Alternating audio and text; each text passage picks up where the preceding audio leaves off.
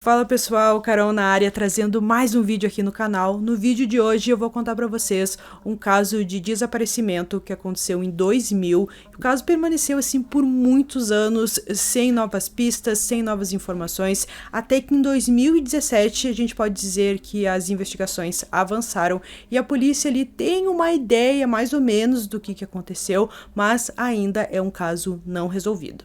Se você se interessa por esse tipo de conteúdo, casos criminais resolvidos, casos que ainda são um mistério, convido você a se inscrever aqui no canal. Todas as semanas eu trago esse tipo de conteúdo. Então, se você gosta, se inscreve aqui no canal, deixa um like nesse vídeo que isso é muito importante e também ativa o sininho de notificações. Então, bora vem comigo que hoje nós vamos conhecer o caso Zeb Quinn.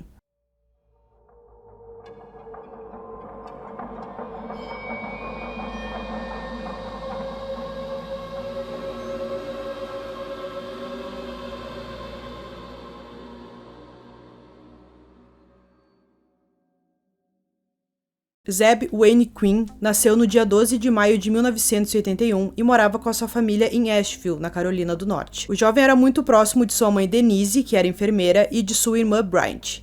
Ele tinha dificuldades no aprendizado, mas sempre se esforçou para que isso não tomasse conta. Ele trabalhava em um Walmart local, na seção de eletrônicos, e amava seu trabalho. Sua mãe dizia que ele passava mais tempo no trabalho do que em casa.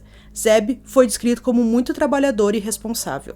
Em 2000, o jovem estava com 18 anos e estava matriculado na Reserve Officers Training Corps, que é um grupo de programas de treinamento de oficiais baseados em faculdades e universidades para treinar oficiais das Forças Armadas dos Estados Unidos. No dia 2 de janeiro de 2000, Zeb foi trabalhar normalmente e saiu do seu turno às 21 horas. Naquele dia, ele combinou com um de seus amigos chamado Robert Jason Owens, que iria junto com ele para ver um carro que ele estava interessado em comprar. Zeb estava economizando há um bom tempo para conseguir comprar um carro novo. Alguns trabalhadores do Walmart viram os dois juntos no estacionamento naquela noite. Cada um foi no seu carro e no meio do caminho eles pararam num posto de gasolina para pegar algum refrigerante, alguma coisa, e eles foram filmados pelas câmeras de segurança que tinham no local. Depois que eles pegaram os refrigerantes, voltaram para o carro e uma coisa muito esquisita aconteceu. O Robert estava na frente e ele viu que o Zeb começou a fazer sinal de luz com o seu carro, então pedindo assim como que ele parasse no acostamento porque ele precisava falar com o Robert. Então eles pararam e o Zeb disse que precisava utilizar um telefone público. Ele não falou o que aconteceu e apenas disse que recebeu uma mensagem de voz e que ele tinha que ligar para tal pessoa, mas não deu mais muitas informações. Então ele foi lá, o Robert ficou esperando no carro até que ele voltou muito agitado, entrou no carro sem falar muita coisa. Ele só disse: olha, eu preciso ir para casa e a gente marca para outro dia ver o carro e tudo mais. E ele saiu muito agitado e tão rápido que ele chegou a bater no carro do Robert e simplesmente foi embora, e o Robert não viu mais ele e não teve mais sinal dele. Denise, a mãe de Zeb, estava tentando falar com ele naquela noite e até ligou para o Walmart. Eles disseram a ela que Zeb havia saído por volta das 9 horas. Denise pensou que talvez Zeb tivesse saído com amigos e não ligou para ela, mas ela continuou e não obteve nenhuma resposta. As horas passaram e ela não teve nenhuma notícia do seu filho. No dia seguinte, ela foi até a polícia e registrou o boletim de desaparecimento. Na manhã seguinte, Robert não apareceu no trabalho e disse que sofreu um acidente de trânsito na noite anterior. Ele foi tratado no hospital e teve um ferimento em sua cabeça e uma costela fraturada. Nenhum relatório do acidente do carro foi registrado naquela noite, e seus ferimentos não eram consistentes com uma colisão de veículo. Na terça-feira, 4 de janeiro, Zeb deveria ir trabalhar no Walmart como sempre. Pat King, a supervisora de Zeb, recebeu uma ligação de alguém. Eles disseram que era Zeb e que estavam ligando para dizer que ele estava doente, mas Pat sabia que não era o Zeb. Ela fez várias perguntas que só o Zeb saberia responder e a pessoa que estava do outro lado da linha, é claro, não soube responder. Depois que o homem que se passava por ele desligou o telefone, Patty ligou novamente para o número e ela conseguiu rastrear a ligação. O número era de uma empresa de construção local onde Robert Jason Owens trabalhava. A polícia sabia que a última pessoa a ver Zeb foi o seu amigo Robert, então eles foram até lá para interrogá-lo. O Robert contou para a polícia tudo o que aconteceu naquela noite. Ele contou que eles foram no posto de gasolina, que depois o Zeb recebeu uma mensagem, que ele ficou muito agitado e foi embora e aconteceu um acidente e tudo mais. Mas a polícia não estava acreditando muito nisso, né, nessa versão do Robert. Mas mesmo assim, naquele momento eles não tinham nada para prendê-lo, nada para acusar. Então estava muito difícil ali da polícia entender realmente o que aconteceu. O Robert disse que ele se passou pelo Zeb porque o Zeb ligou para ele e pediu que ele dissesse que estava doente. Então foi apenas por isso, e isso, é claro, deixou a polícia ainda mais curiosa para saber o que estava acontecendo ali. A polícia tirou os olhos de Robert Jason por um momento quando descobriu que havia uma nova mulher na vida de Zeb, que ele conheceu pouco antes de desaparecer. Zeb conheceu Misty Taylor na festa de Natal que teve no ano anterior. Depois disso, os dois conversaram muito pelo telefone e Zeb estava muito interessado nela, até ela confessar que tinha um namorado e um filho que ainda era bebê. A família de Zeb não aprovou esse tal relacionamento depois que descobriram. Ele chegou a pegar o carro da família um dia sem a permissão de sua mãe e saiu para um passeio com Misty e seu filho.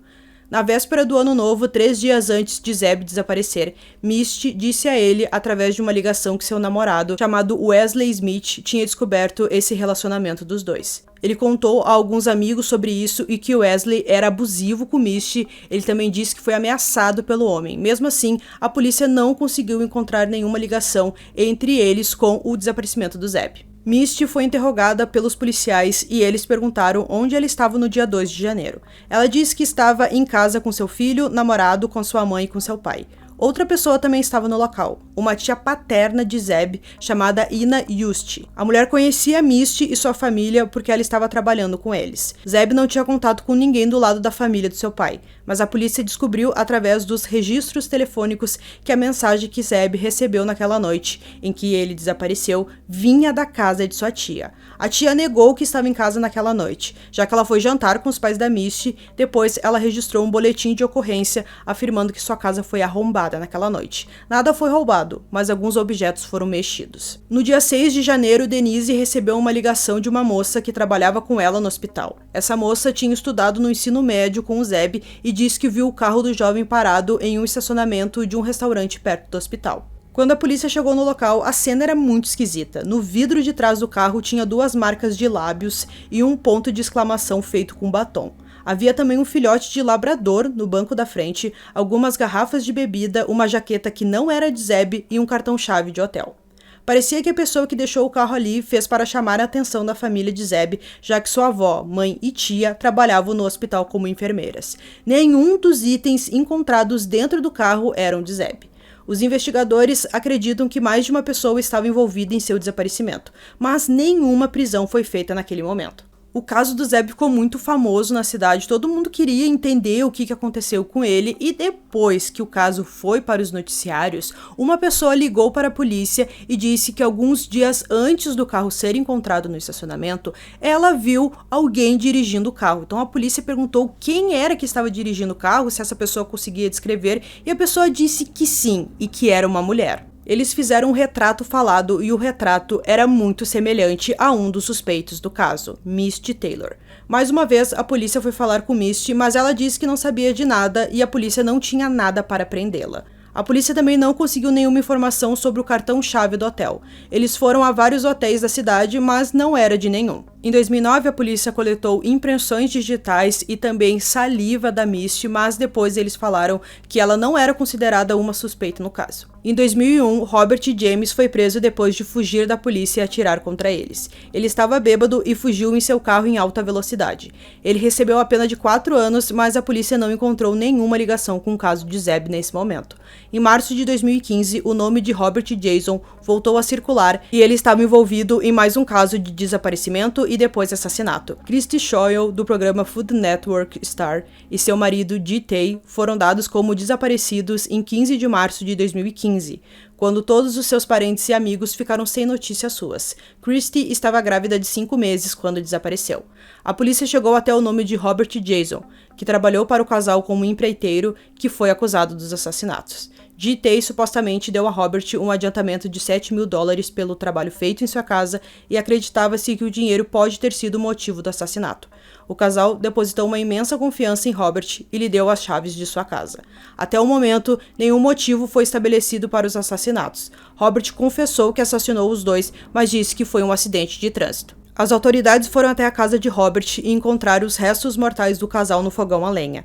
Em seu julgamento, ele se declarou culpado de assassinato e de 2 acusações de desmembramento de restos humanos. Em um acordo judicial para evitar a pena de morte, Robert Jason Owens foi condenado a um mínimo de 60 anos na prisão, com um máximo de 75. Ele estava com 36 anos no momento de sua prisão. Depois disso, a polícia mais uma vez voltou a atenção a Robert, acreditando que ele tinha alguma ligação com o desaparecimento de Zeb, já que ele foi o último a vê-lo naquela noite. Em junho de 2015, a polícia vasculhou a casa e a propriedade de Robert. A polícia disse ter encontrado tecidos, materiais de couro e fragmentos duros, desconhecidos, embaixo de um concreto. Eles também encontraram vários sacos plásticos contendo possivelmente cal ou mistura de argamassa. Não foi confirmado ou negado se eram os restos mortais de Zeb. Em 10 de julho de 2017, Robert Jason Owens foi indiciado pela acusação de assassinato em primeiro grau de Zeb. Ele está aguardando o julgamento. Então, a primeira teoria que nós temos nesse caso, assim, que parece ser a mais provável, é que o Robert tirou a vida do Zeb naquela noite por algum motivo, talvez por dinheiro, já que ele fez isso depois com aquele outro casal. Então, alguns acreditam já que o Zeb estava com dinheiro porque ele queria comprar um carro novo, então alguma coisa pode ter acontecido e ele inventou toda aquela situação e tal. Mas a gente tem algumas perguntas sem respostas. Então, quem que ligou para ele, quem que mandou aquela mensagem de voz para o Zeb para ele ficar agitado, se foi isso mesmo que aconteceu. A polícia conseguiu provar que ele recebeu uma mensagem naquela noite, só que não conseguiu provar quem que fez essa ligação, só sabemos que foi da casa da tia, o que é muito suspeito, já que ela tinha uma ligação com a Misty. Então nós temos aqui 2 suspeitos nesse caso. O Robert, que parece ser o suspeito mais provável, mas nós também temos a Misty, e ali tem toda aquela questão que ela tinha um namorado abusivo e o namorado ameaçou o Zeb pouco tempo antes dele desaparecer. Então talvez tenha acontecido isso, que esse namorado Wesley Smith seja o responsável por isso, que a Misty tem algum envolvimento também, mas a polícia não conseguiu encontrar nada até hoje. É um caso que aconteceu lá em 2000 e mesmo assim a polícia não teve ali uma certeza do que realmente aconteceu, mas a gente aguarda pelo julgamento do Robert. Talvez ali seja o ponto final, talvez ele diga o que ele fez, talvez ele confesse o crime. Então a gente aguarda para mais informações e atualizações sobre esse caso. Então, pessoal, concluindo aqui esse vídeo, a gente pensa, bom, nós temos aqui, como eu falei, 2 suspeitos. Eu quero saber o que vocês acham. Será que foi o Robert que alguma coisa aconteceu naquela noite? Ou será que foi a Misty que tem algum envolvimento? E até hoje ela se safou. Ali em 2009 a polícia disse que ela não tinha nenhum envolvimento no caso. Mas lembrando que qualquer nova informação sobre esse caso eu conto aqui para vocês. Se for algo com muitas informações, posso trazer um novo vídeo. Se for algo mais curto, eu trago aqui nos comentários, como eu faço em outros vídeos. Então eu espero que vocês tenham gostado desse vídeo. Esse foi mais um vídeo aqui no canal. Durmam bem e até o próximo.